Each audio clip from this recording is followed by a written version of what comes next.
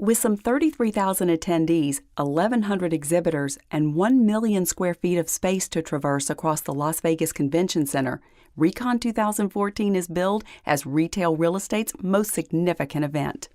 Each May at this International Council of Shopping Centers convention in Las Vegas, tenants and landlords gather to network, learn, and strike deals. Because in this recovering economy, there are plenty of deals to make.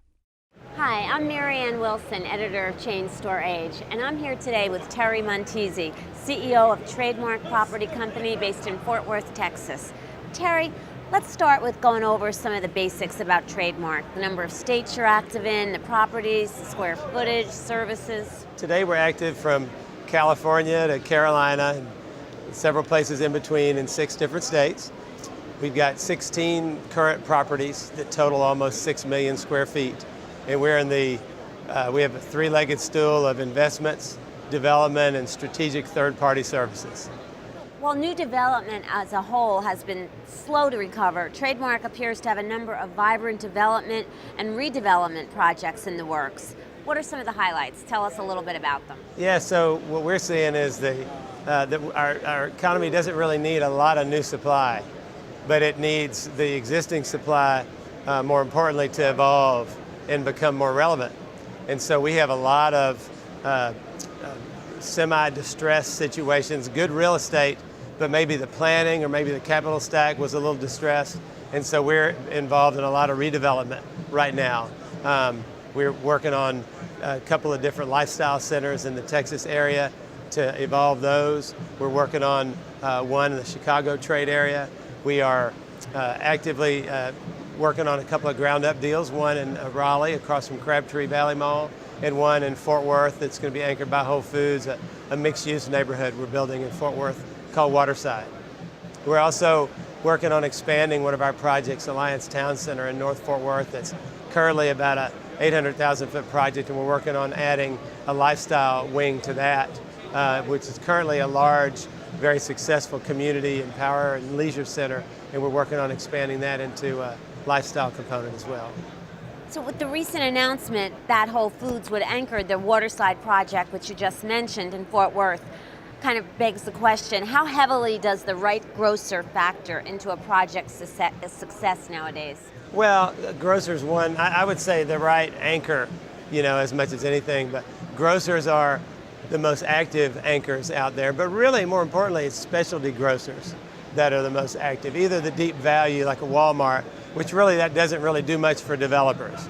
But the anchors that's most active that affects the development business is really the specialty grocers, from Fresh Market to, of course, Whole Foods to Sprouts, and then there's a number of others. But the specialty grocery business is really the thing that's keeping our business alive right now.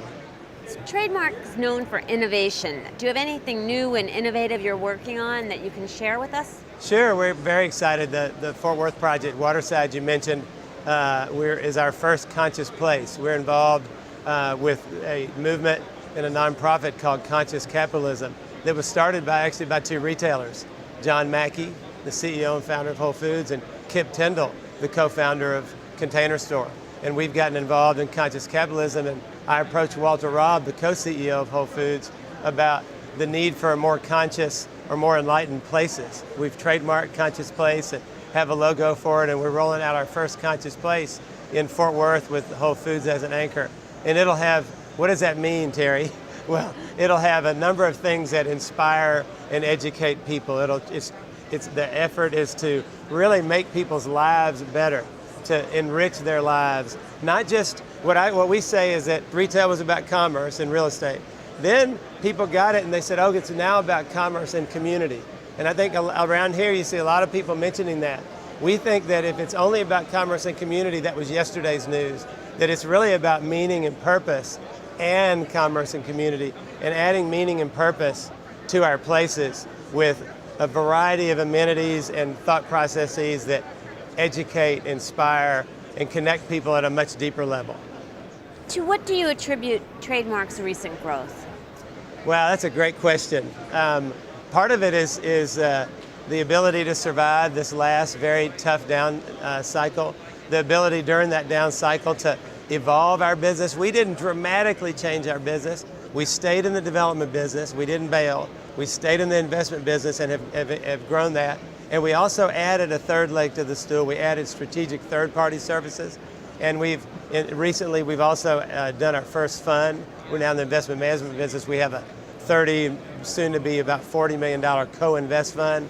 And we have a quarter of the money in that. But so we now have a pot of money to co-invest with large institutional partners.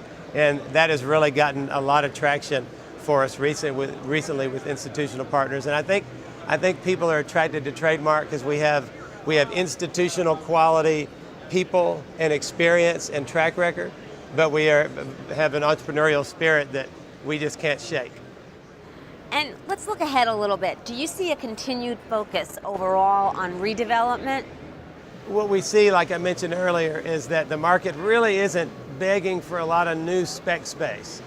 Maybe some new specialty grocers here and there, but not a lot of new spec space. But like our Napa Center in Napa, that is a distressed downtown project that they didn't need a new project in Napa. They need the square footage that's there to become more relevant. And so I see things like that. We're working on a mall in the Mountain States now that needs to evolve. We're evolving a lifestyle center in the southern sector in Dallas. We're getting ready to evolve. We're working on evolving a lifestyle center in Highland Village in the North 40 of Dallas. Working on a project in Burr Ridge, an existing lifestyle center that needs evolution. So I really think for the next 2 or 3 years, we're going to see a lot more existing space becoming more relevant with investment as opposed to new development. One final question, Terry. I hear a lot about street retail. Are you all involved in that, and how is that evolving? Yeah, well, I just mentioned Napa Center. So Napa Center is in downtown. It's a street retail deal, but we're getting ready to add a Archer Hotel above it and completely redo it. We're also redoing a street in downtown Dallas at Victory. Victory is where the American Airlines Center is, and there's a distressed ground plane in that district, and we've been hired to completely redo the Victory ground plane, the streets, the amenities, the signage, the landscaping, the sidewalks, everything on the street level, which that's a great street project. We are going to add some buildings on the street as well. And we've also got a project that's on University Drive in Fort Worth in a district we call the University District by TCU. There's an existing lifestyle center across the street. We're expanding that district with our West Bend project, which is on the river, there's this burgeoning social scene on the river in Fort Worth. It's between the river and University Park Village. And so that's a very vibrant street that does actually need some more space. And we are actually adding about 100,000 feet to the existing 170,000 foot successful University Park Village across the street.